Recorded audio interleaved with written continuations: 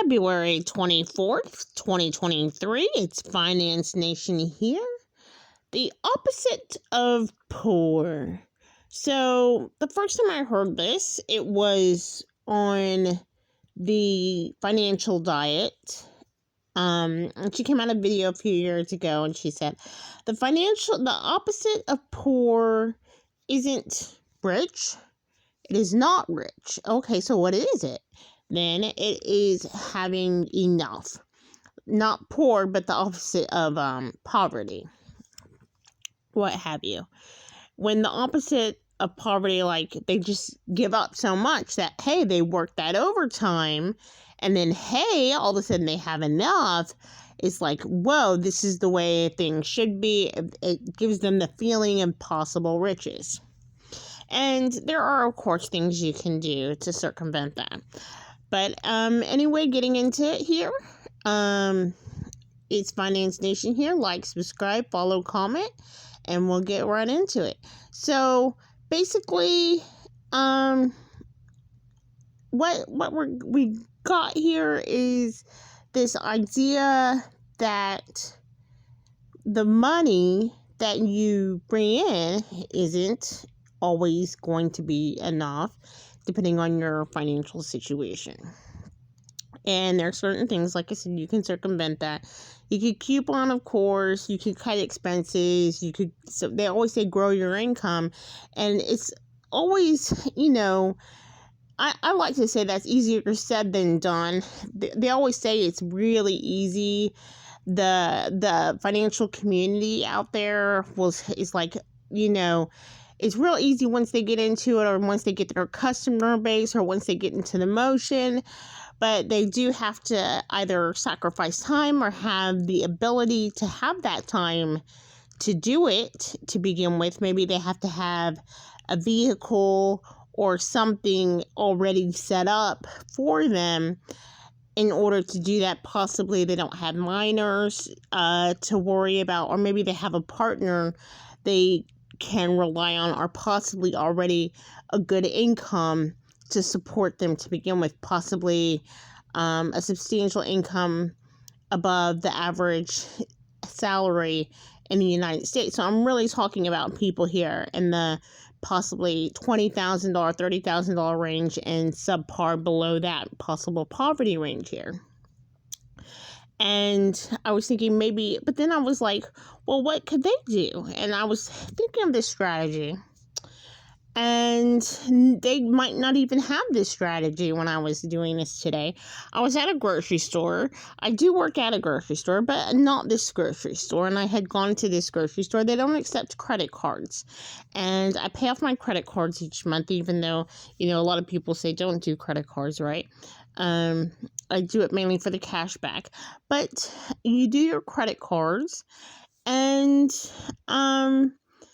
they literally don't accept credit cards at this store, just debit cards and cash. So they have debit cards and cash, and I'm like, oh, okay, debit cards and cash. Well, let's look around and see what's going on and see what grocery items. And I started noticing, compared to my store with my employee discount at the store I work at, I was like, oh, I need to get a pen and paper and start writing down some prices in here between the stores I can frequent, because I was just literally started going to this store for literally one item. Then I started going 2 items, then possibly 2.5 or 3 items. And literally that one item, which was frozen strawberries. These frozen strawberries, they are 16 ounces at this store. And you get them for like $2.24. You go to my store and you get 8 ounces for $4 and something cents. So it's double the cost. No, it's like more than double cost. It's more than 100% markup. It's like 200% markup, because it's like maybe $4 or $6, maybe $8 even. I don't even remember, but I always check just to make sure every so now and then when I'm in the store, just to make sure I'm not wasting my time going over there for one thing, that it's because it's within the mile radius as well, that to pick up one item, that it's going to be worth it. But you have this grocery store, and then you have the big retailers. You got your Walmart, your Target, your Dollar Tree, and your Dollar General. And at one point, I was going to all these stores, and I was like, you know what? This is insane. Let me come up with a method. So I even had cut out Walmart and Dollar General. I cut out Dollar General because they had required me to use digital coupons, and I had cut out Walmart mostly because you had to go from one end of the store to the other end of the store. I cut it out on a regular basis. I still end up going there sometimes, but I cut it out on a regular basis because it was just like, I can't penny pinch that much for that. That's ridiculous. But there's still cashback apps that you can get free gift cards and stuff like that. So, just for receipt apps and stuff like that, where you take pictures of receipts and they advertise you. And I think I mentioned to that in a prior video podcast. So it's really awesome when you have these mechanisms available to you that can literally bring you back money back to your pocket if you are walking around or bicycling around everywhere. I'm lucky I live in an area where if I did have to walk or bike everywhere, that is within this similar radius within all of these places. But it's still, it does get extreme cold and extreme heat. So I don't have the bus system, and I'm not even sure I'd want to go with the bus system. But then I would probably consider subscribing to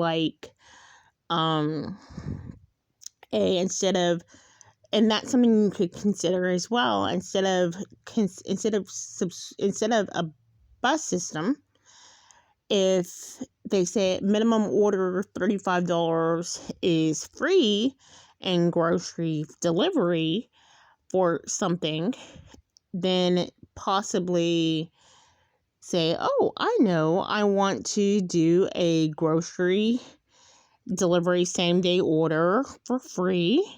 And but sometimes they don't have it. There are some within 2-hour windows that will do a membership fee now, and they range all over the place, possibly around $100, and you order your groceries. This is, of course, I would say if I did not have a vehicle, then that might be economically worth it, because it's like, okay, I'm not buying a bus ticket, and I could have my groceries delivered to me. The problem with that is that the 2-hour window is not guaranteed. You are not picking out your groceries. So if someone does not like what's going on with your groceries, doesn't really care. So when it comes to produce, I've seen certain people, they don't always work for my store, and they don't always pick out. They don't necessarily, I don't want to say they don't care, because some people care a heck of a lot. And this is Instacart, and they work for Sam's Club. They contract with Sam's Club, Target, Kroger, and a ton of places. And they ship, and they also contact through Target and Sam's Club. I think possibly also even Costco between those. But anyway, some of them, they do some really shady stuff. They were like, I was like, that doesn't look good on the fruit and vegetable. It was the last one. Well, they're doing it because they're like, they get tipped based on the item that was there, and then the customer thinks that they work for the store sometimes, so they don't always work for the store. Or sometimes they'll say they're not going to give it to them. Some of them won't give it to them. They say it just looked bad. I'm not going to give it to them. They'll be thankful, but they won't be thankful because they'll think that they would have wanted it. But then one customer, one shopper, it was a clearance item, so the customer should have got it at a discount, and it expired within 2 or 3 days. And I was like, they're not supposed to be charged full price. So I was like, well, I price overrid it at the discount, and I was thinking they didn't even notice, but they noticed, and they had me bring it up at full price against this customer. So that was absolutely horrible to me, but it's their ethics to go ahead and say, okay, you're going to have milk going to go to this customer for basically a potential tip, because you get a tip percentage, possibly get a tip percentage.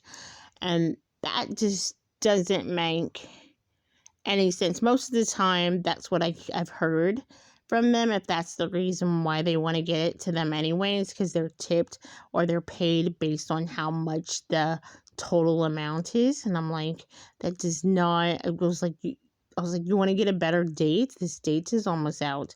No, they don't. That's the last one. There should have been a clearance tag, and they're ripping the clearance tags off. So, but anyway, there's other things that's going on there.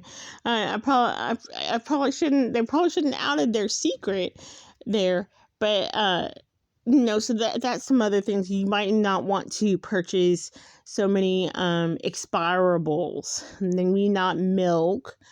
Or if you go to a certain store, you're like, oh, that store always has clearance. You could write a note to them, say, don't buy items that are going to expire quickly, and please, because that would be really upsetting to you.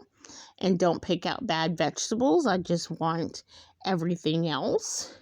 And you can put notes in there. As well, when you send it off, sometimes when you send off the note, so you come back, you also have substitutes. Sometimes you can say, I'll take a substitute, or I won't take a substitute. But if you take a substitute, sometimes the substitute can be extremely more expensive, so you could say a comparably priced substitute that's about the same size. But when it's somebody else, if they say a comparable price could be a whole dollar more, and that's not a comparable price to you. A comparable price is like 25 cents more, So it's just up to you when you're doing that for the purpose of saving gas money, or Uber rides, or a bus ride to the grocery store in order to carry groceries, and you would have to take several trips.